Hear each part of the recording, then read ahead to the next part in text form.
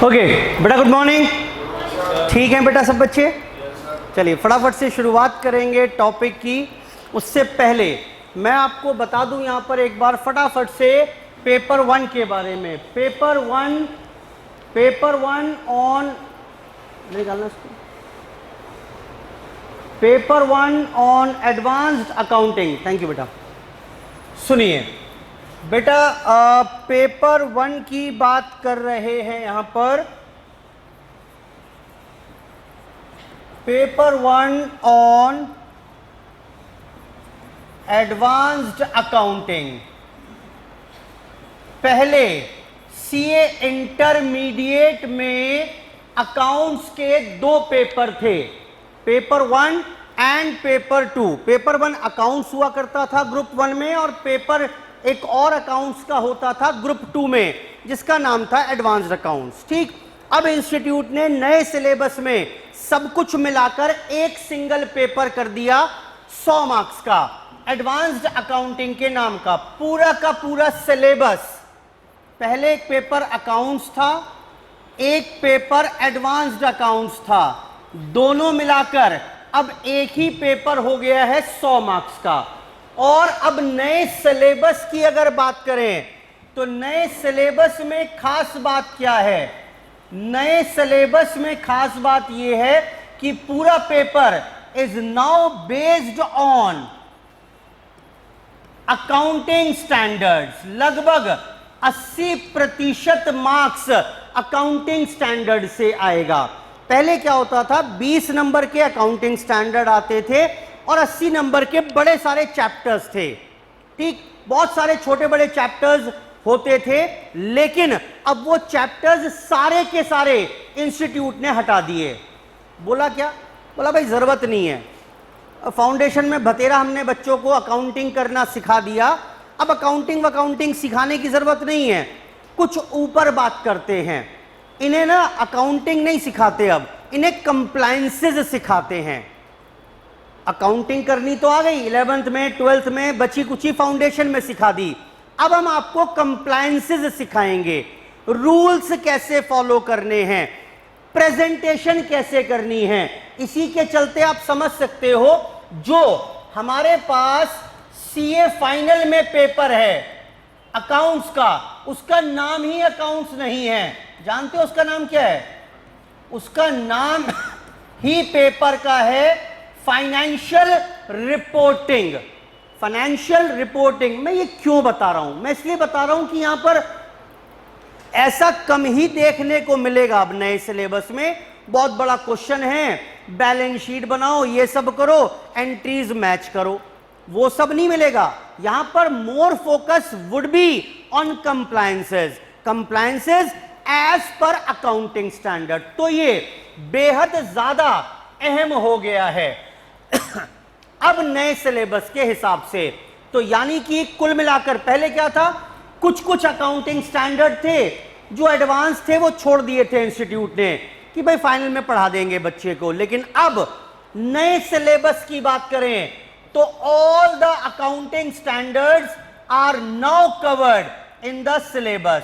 कुल मिलाकर AS 1 से लेकर AS 29 तक के सारे अकाउंटिंग स्टैंडर्ड्स हमारे सिलेबस में हैं।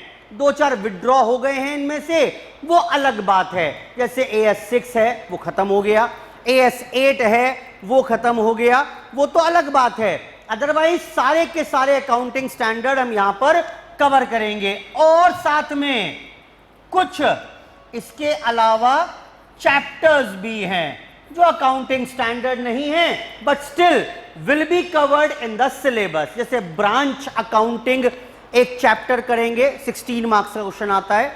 इंटरनल रिकंस्ट्रक्शन एक चैप्टर करेंगे, दोबारा से 12 से 14 नंबर तक का क्वेश्चन एग्जाम में आता है। ठीक, तो कुल मिलाकर यह पूरा सिलेबस है जो हमें तैयार करना है। कंटेंट बहुत सारा है, लगभग मोटा मोटी मानिए आप कि 25-26 टॉपिक तो ये ही हो गए भाई। हर टॉपिक नया, हर अकाउंटिंग स्टैंडर्ड एक सेपरेट नया टॉपिक है, एक तो वो करना है आपको। अपार्ट फ्रॉम दैट ये जो एडिशनल चैप्टर्स हैं you need to cover these chapters also.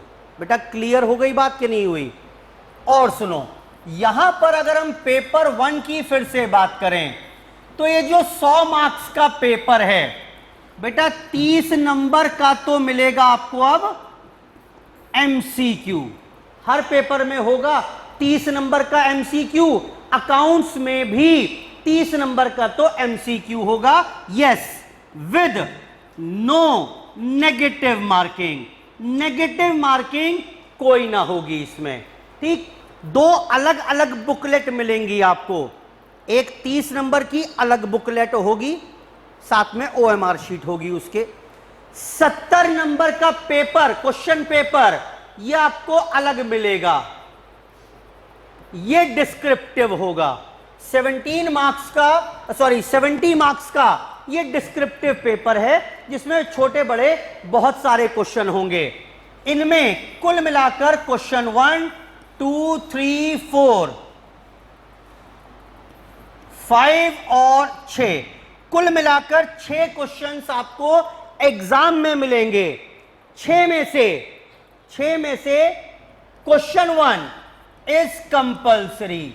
कुछ याद भी आ रहा होगा आपको, सीए फाउंडेशन में भी ऐसे ही था, 14 मार्क्स का। ठीक, और बेटा कितने बच गए क्वेश्चन? कितने बचे बेटा? इनमें से कोई भी आपको 4 क्वेश्चन करने हैं, 16 मार्क्स ईच, 14 मार्क्स ईच के। बेटा कितने का हो गया पेपर ये? अरे बोलो ना, कुल मिलाकर कितने का हो गया? बेटा 70 मार्क्स का हो गया कि नहीं हुआ? क्लियर है बात? तो ये है हमारे पास पेपर का ब्रेकअप। तो सर क्या मतलब ये 14 मार्क्स के नहीं? ऑब्वियस सी बात है, इसमें यहां पर इसके 3 पार्ट, इसके शायद 3 पार्ट, इसके 2 पार्ट, इसका एक ही पार्ट हो सकता है। उसका कोई प्रिस्क्राइब्ड फॉर्मेट इंस्टीट्यूट ने नहीं दिया। फॉर्मेट तो इसका भी नहीं है, ये भी प्रीवियस अटेम्प्ट के बेसिस पर बता रहा हूं। इंस्टीट्यूट के पास पूरी लिबर्टी है, वो जब चाहे मर्जी, जो चाहे मर्जी चेंज कर सकता है। आई होप क्लियर है इतनी बात तो। ठीक, तो हम ये मत सोचिएगा 4-5 क्वेश्चन ही आने हैं, या जो भी क्वेश्चन आएगा वो 14 नंबर का ही होगा। जैसे अभी इस बार के पेपर की बात करें तो 14 नंबर में यहां पर 6 नंबर था, 4 नंबर था, 4 नंबर था। क्वेश्चन 1 के 3 पार्ट हो सकते हैं ऐसे, 4-4, 6-6 नंबर, 8-8 नंबर के क्वेश्चन। एक अगला क्वेश्चन जो था इसी बार एग्जाम में, ये सीधा 14 मार्क्स का ही था, फाइनल अकाउंट्स का क्वेश्चन था ये। यानी हो सकता है एक क्वेश्चन भी हो, यानी एक बात तो क्लियर है, कोई भी क्वेश्चन मैक्सिमम 14 नंबर का होगा। ठीक, कोई भी क्वेश्चन मैक्सिमम 14 नंबर का है। इनमें से एक आप छोड़ सकते हैं कोई सा भी अपनी चॉइस के मुताबिक, और बचे हुए 5 में से आपको कोई भी 4 करने होंगे। बेटा क्लियर है बात के नहीं है ये? ठीक, अच्छा, अब जो मैं पढ़ाऊंगा आपको, मैं जो भी टॉपिक आपके साथ शुरू करूंगा यहां पर, उसके मैं आपको दूंगा यहां पर बेटा क्लास नोट्स। क्लास नोट्स मैं आपको दूंगा, इसी में कुछ थ्योरी होगी, कुछ लिटरेचर होगा, कुछ मैं क्लास में लिखवाऊंगा आपको, और साथ में कुछ क्वेश्चन होंगे। जो क्वेश्चन होंगे उनमें आईसीएआई का स्टडी मटेरियल 100% कवर्ड है, यानी आपको स्टडी मटेरियल आईसीएआई का करने की आवश्यकता नहीं पड़ेगी। Once will finish this thing, एक बार मैंने खत्म कर दिया टॉपिक अपना, मैंने कहा जी एक टॉपिक शुरू कर रहे हैं आज, अगली 3 क्लास में मैंने वो टॉपिक खत्म कर दिया। उसके बाद आप क्या करिएगा, मैं आपको इसी टॉपिक का PYQ दूंगा विद सॉल्यूशन। जितने एग्जाम में क्वेश्चन आए हैं इस टॉपिक से, उसके सारे के सारे प्रीवियस ईयर क्वेश्चंस वो मैं दूंगा, उनमें सॉल्यूशन भी होंगे। उसका आप सेपरेट रजिस्टर बनाकर घर में अलग से प्रैक्टिस शुरू कर देंगे मेरा टॉपिक खत्म करने के बाद। यहां पर टॉपिक बी चल रहा होगा, आप टॉपिक ए घर पर रिवाइज कर रहे होंगे क्वेश्चन से। ठीक है बात? साथ में मैं आपको दूंगा एक MCQ की बुक पूरी, इसमें सिर्फ एमसीक्यू ही एमसीक्यू हैं, कुछ है ही नहीं इसमें। लगभग 2200 एमसीक्यू हैं चैप्टर वाइज। तो जैसे ही टॉपिक यहां फिनिश करेंगे उसके बाद घर जाकर आप एमसीक्यू कवर करोगे उसका, और साथ में पीवाईक्यू। ये दोनों चीजें आपको खुद से करके चलनी है हर चैप्टर के खत्म होने के बाद। कोई प्रॉब्लम होगी तो ऑब्वियस सी बात है, उन प्रॉब्लम को हम क्लास में पिक कर लेंगे। क्या ये भी बात समझ में आ गई? ये रहेगा हमारा पूरा का पूरा कार्य प्रणाली, जिस तरीके से हम रोड मैप जो एग्जाम तक के लिए हम फॉलो करने वाले हैं। आई होप यहां तक सॉर्टेड है सारी बात। बेटा बोलो ठीक है।